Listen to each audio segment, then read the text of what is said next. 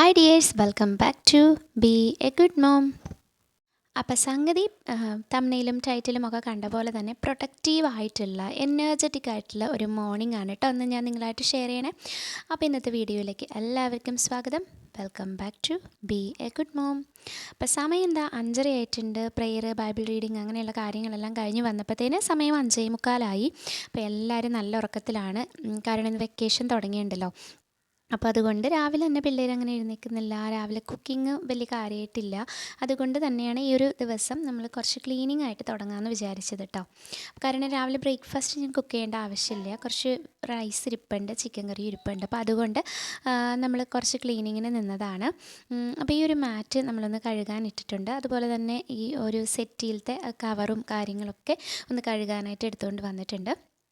ആദ്യം തന്നെ നമ്മുടെ മാറ്റാണ് കഴുകാനിടണേ.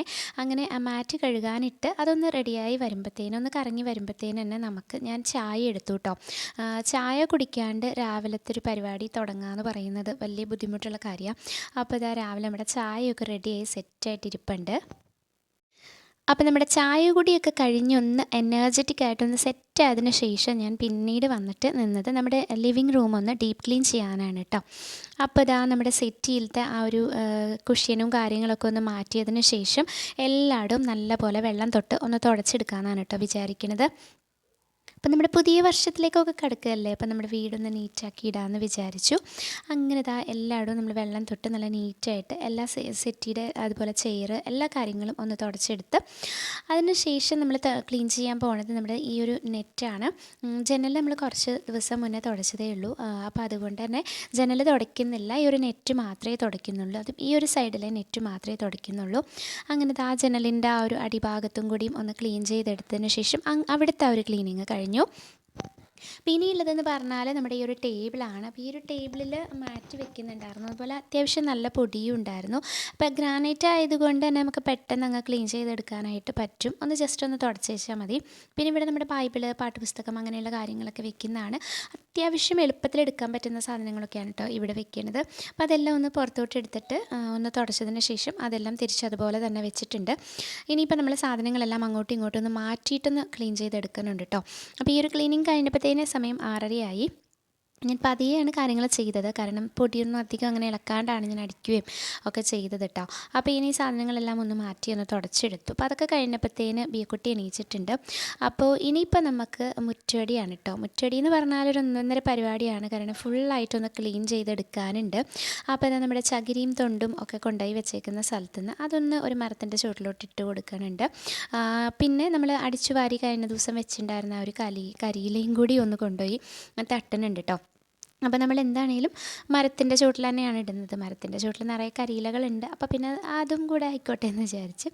അപ്പോൾ ഇനിയിപ്പോൾ നമ്മൾ പുല്ല് പറിച്ചെടുക്കാനുണ്ട്. ഈ ഒരു സൈഡ് ഫുള്ളായിട്ട് ഇങ്ങനെ പുല്ലാണ്. അപ്പുറത്തോട്ടൊക്കെ നമ്മുടെ പറമ്പാട്ടോ. പറമ്പിൽ പശുവിന് പുല്ല് വളർത്തുന്നതാണ്. നമുക്കിവിടെ ഫാമുണ്ട് നമ്മുടെ ക്യാമ്പസിൽ. അപ്പോൾ പുല്ല് വളർത്തേണ്ടതാണ്. നമ്മുടെ മുറ്റത്തുള്ളത് മാത്രമേ കേട്ടോ പറിക്കുന്നുള്ളൂ. അപ്പോൾ ഈ പുല്ല് പറിച്ച് നമ്മൾ കോഴികൾക്ക് കൊടുത്തു. അപ്പോൾ കോഴികളത് കിട്ടേണ്ട താമസമാണ് കേട്ടോ. അവർ കഴിച്ച് തീർത്തു. അത്രയും ഇഷ്ടമാണ് കോഴികൾക്ക് പുല്ല്. അങ്ങനെ പുല്ലെല്ലാം പറിച്ച് അടിച്ചു വാരി നീറ്റാക്കി. അതുപോലെ തന്നെ നമ്മുടെ കാർ ഷെഡും അതുപോലെ തന്നെ ഫ്രണ്ട് സൈഡും ബാക്ക് സൈഡും എല്ലായിടും മുറ്റം നമ്മൾ നല്ല പോലെ ഒന്ന് അടിച്ച് നീറ്റാക്കി എടുത്തു കേട്ടോ. അപ്പോൾ അങ്ങനെ മുറ്റടിയൊക്കെ കഴിഞ്ഞിട്ട് കയറി വന്നപ്പോഴത്തേന് സമയം 7:45. അപ്പോൾ പിന്നെ ഞാൻ ബ്രേക്ക്ഫാസ്റ്റിൻ്റെ കാര്യങ്ങൾക്ക് വേണ്ടിയിട്ട് പോയി. കാരണം ഇനി നിന്നാൽ ശരിയാവത്തില്ല എന്ന് എനിക്ക് മനസ്സിലായിട്ടോ. കാരണം വിശപ്പിൻ്റെ വിളി വരാൻ തുടങ്ങി. ബിയോണും ആണെങ്കിൽ എഴുന്നേറ്റ് കഴിഞ്ഞാൽ ഒട്ടനെ തന്നെ അവന് വിശക്കൂട്ടോ.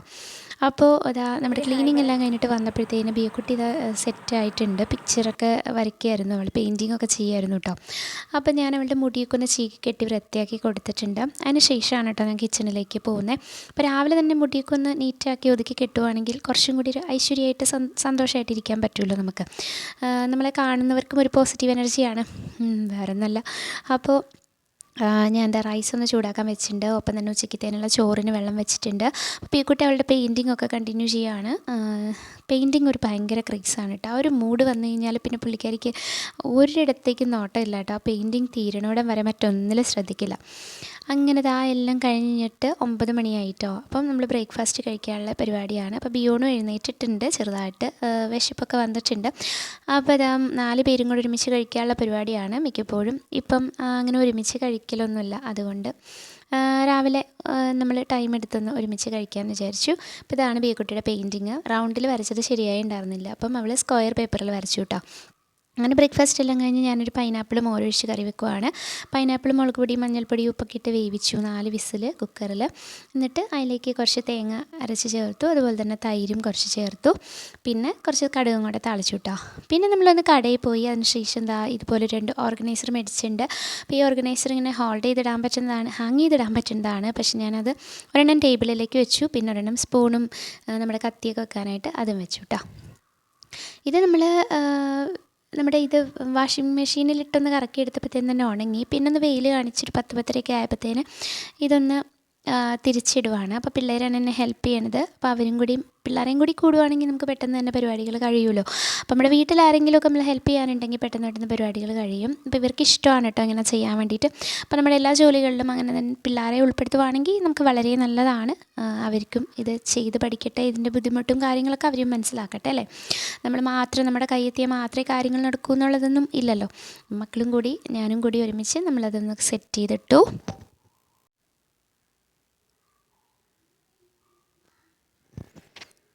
അപ്പം മക്കൾ കളിക്കാൻ പോയ ടൈമിൽ ഞാൻ അവരുടെ കളിപ്പാട്ടപ്പെട്ടി ഒന്ന് തുറന്നു കേട്ടോ.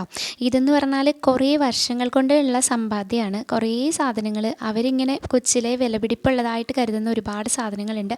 ഇപ്പം ഏജ് മാറിക്കഴിഞ്ഞപ്പോഴത്തേന് അവരത് തിരിഞ്ഞു നോക്കുന്നേ ഇല്ല കേട്ടോ. വർഷങ്ങളായി ഒരു സംഭവം എടുത്തിട്ട്. അപ്പോൾ അവരില്ലാത്തപ്പോഴാണ് ഞാൻ ക്ലീൻ ചെയ്യാൻ പോയത്. കാരണം അവർ വന്നു കഴിഞ്ഞിട്ടുണ്ടെങ്കിൽ ഇതെല്ലാം ആവശ്യം ഉണ്ടാവും. പക്ഷേ ഒരാഴ്ച കഴിഞ്ഞ് പിന്നെ അത് കാണത്തുമില്ല. അപ്പോൾ അത് ഇത്രയും സാധനങ്ങൾ അതിൽ നിന്ന് വേസ്റ്റ് ആയിട്ടുണ്ടായിരുന്നു. അപ്പോൾ ഇതിൽ നിന്ന് കുറേ കളിപ്പാട്ടങ്ങളൊക്കെ ഏജ് ഓവറായതിന് ശേഷം ഞാൻ ചേച്ചീൻ്റെ മോൾക്കും അതുപോലെ തന്നെ ചേച്ചിയുടെ മോനും കൊടുത്തു കേട്ടോ. അപ്പോൾ നല്ല കളിപ്പാട്ടങ്ങളൊക്കെ അതിന് ശേഷം പന്നലായിട്ടുള്ളത് മോശമായിട്ടുള്ളതൊക്കെ നമ്മൾ കളയാൻ വേണ്ടിയിട്ട് വെച്ചു. ഇനിയിപ്പോൾ നമുക്ക് നല്ലത് വേണ്ട സാധനങ്ങൾ മാത്രം ഈ ഒരു പെട്ടിക്കകത്തോട്ട് ജസ്റ്റ് ഒന്ന് വെക്കുന്നുണ്ട്. അപ്പോൾ ഈ ഒരു ലോണ്ട്രി ബക്കറ്റിലും കൂടെ നമ്മൾ കളിപ്പാട്ടം ഇട്ട് വെച്ചിട്ടുണ്ട് കേട്ടോ. അപ്പോൾ ലോണ്ട്രി ബക്കറ്റിൽ നിന്ന് മാറ്റാമെന്ന് വിചാരിച്ചിട്ട് പക്ഷേ പറ്റിയില്ല. കാരണം ആ ഒരു കാർ റേസ് ട്രാക്ക് ഉണ്ടല്ലോ, അത് അവർക്ക് വേണമെന്ന് പറഞ്ഞതുകൊണ്ട് ഞാൻ പിന്നെ അത് തിരിച്ചു വെച്ചു. അത് ഉപയോഗിക്കലൊന്നുമില്ല, വെറുതെ അവിടെ എടുത്ത് വെച്ചിട്ടുള്ളൂ.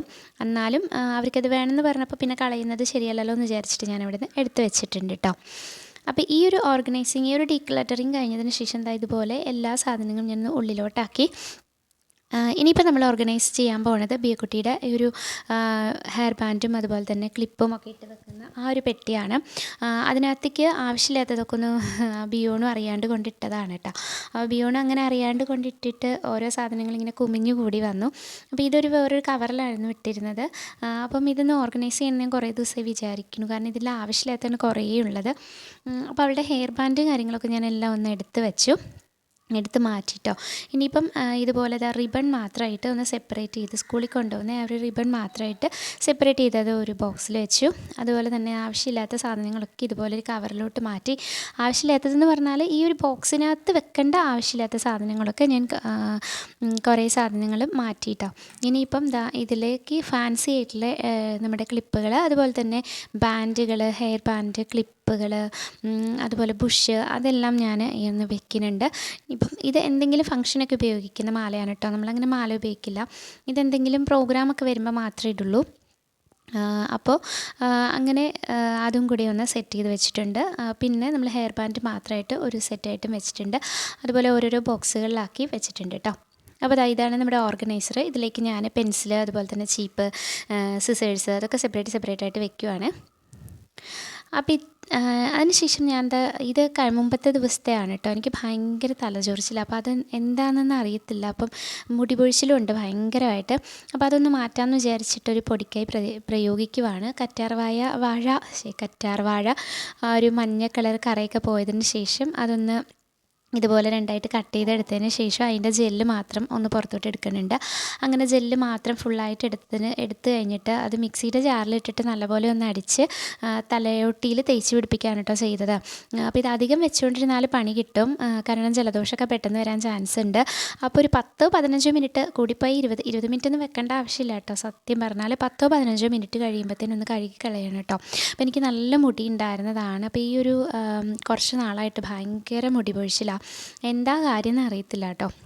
അപ്പോൾ ഇതൊന്ന് പരീക്ഷിച്ച് നോക്കാൻ. ഇത് ആഴ്ചയിൽ 3 ദിവസം ചെയ്യാനാണ് യൂട്യൂബ് ഗുരുക്കൾ പറഞ്ഞത്. 3 ദിവസമൊക്കെ ചെയ്താൽ മിക്കവാറും ജലദോഷം പിടിക്കുമെന്ന് അറിയില്ല. അപ്പോൾ റിസൾട്ടൊക്കെ എങ്ങനെയുണ്ടെന്ന് ഞാൻ പറയാം കേട്ടോ കുറച്ച് ദിവസം കഴിയുമ്പോൾ. അപ്പോൾ ഇനിയൊരു വീഡിയോ ആയിട്ട് കാണാം. ബൈ.